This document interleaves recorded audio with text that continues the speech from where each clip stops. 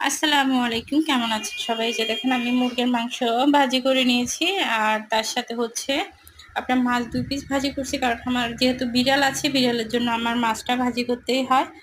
আর হচ্ছে যে আমি হচ্ছে এখন হচ্ছে একটা পাতিলের মধ্যে তেল দিয়ে এখানে পেঁয়াজ বাটা, লং, এলাচি, দারচিনি সবকিছু দিয়ে হলুদ মরিচ দিয়ে ভালো করে কষিয়ে নিচ্ছি।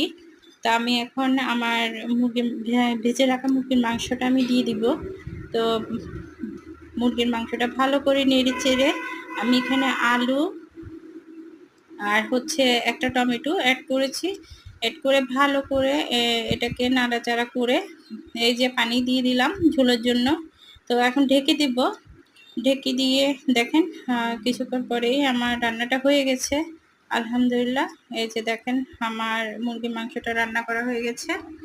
আর তো হচ্ছে যে এটাকে আমি এখন নামিয়ে ফেলবো। নামিয়ে ফেলে তারপর হচ্ছে আমি ফ্রাই প্যানের ভেতর, যেহেতু আমি মুরগি ভাজি করছি এবং হচ্ছে মাছ ভাজি করছি, তো তেলটা রয়ে গেছে, সেই তেলের মধ্যেই আমি হচ্ছে করলা ভাজি করব।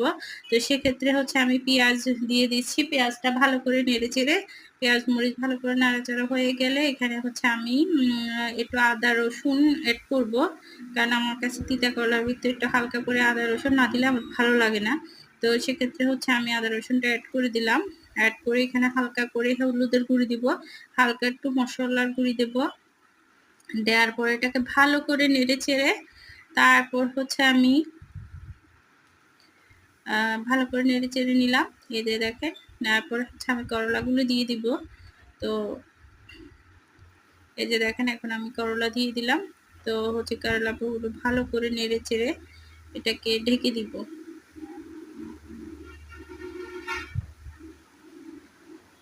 এই যে আমার ভালো করে নাড়াচাড়া হয়ে গেছে এটা।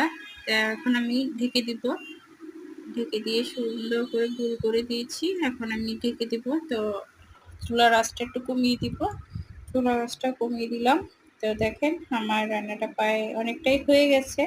আমি আবার একটু নেড়ে চেড়ে দিচ্ছি। নেড়ে চেড়ে দিচ্ছি যাতে ভালোভাবে হয়ে যায়। তো এই যে দেখেন আমি এখন একটু ঢেলে নিব। আমার রান্নাটা হয়ে গেছে তাই ঢেলে নিচ্ছি। তো ভালো থাকবেন। আল্লাহ হাফেজ। আর অবশ্যই কমেন্টের মাধ্যমে জানাবেন আমার ভিডিওটা কেমন লাগলো।